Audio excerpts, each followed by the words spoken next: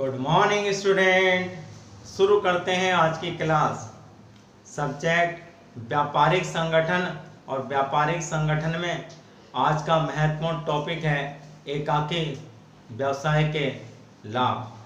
प्यारे बच्चों, इससे पहले आपने एकाकी व्यवसाय का अर्थ व इसकी विशेषताओं को समझा। आज इस वीडियो में एकाकी व्यापार के लाभों को समझेंगे। प्यारे बच्चों, व्यावसायिक संगठन के विभिन्न स्वरूपों में सबसे श्रेष्ठ अगर कोई संगठन है तो वो एकाकी व्यापार है। एकाकी व्यापार को सर्वश्रेष्ठ माना जाता है क्योंकि एकाकी व्यापार की स्थापना सरलता से की जा सकती है। इसे कम पूंजी से शुरू किया जा सकता है। इसका प्रबंध व संचालन आसान होता है। इसके लाभ पर एकाधिकार होता है तथा एकाकी व्यापार से समाज के अधिकांश लोगों को रोजगार मिलता है तथा एकाकी व्यापार की सेवाओं से समाज को बहुत अधिक लाभ होता है। एकाकी व्यापारी अपनी सेवाओं के द्वारा समाज की सेवा करते हैं। विभिन्न वस्तुओं के व्यापार के द्वारा समाज की सेवा करते हैं। ये प्यारे बच्चों, एकाकी व्यापार को सर्वश्रेष्ठ माना जाता है। विलियम आर वेसेट ने अपनी प्रसिद्ध पुस्तक the organisation of modern business में लिखा है, एक व्यक्ति का नियंत्रण विश्व में सर्वश्रेष्ठ होता है बशर्ते वह व्यक्ति इतना सक्षम हो कि सभी मामलों का प्रबंध स्वयं कर सके। इस प्रकार हम कह सकते हैं कि एकाकी व्यवसाय सभी व्यावसायिक संगठन के स्वरूप में सर्वश्रेष्ठ होता है। अब जानते हैं एकाकी व्यापार के क्या लाभ हैं। नंबर 1, स्थापना में सरलता। एकाकी व्यवसाय की स्थापना में सरलता होती है। इसे आसानी से स्थापित किया जा सकता है। नंबर 2, व्यवसाय की स्वतंत्रता।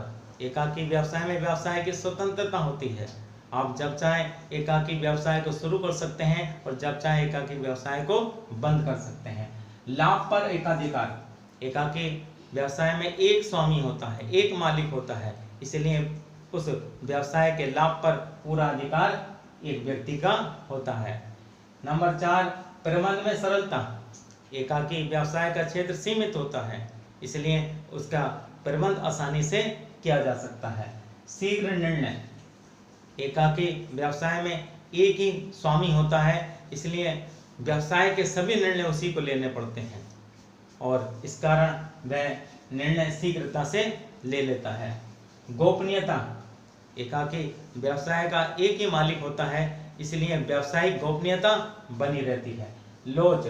व्यवसाय एकाकी व्यवसाय में लोच का गुण पाया जाता है क्योंकि इसे आसानी से घटाया व बढ़ाया जा सकता है।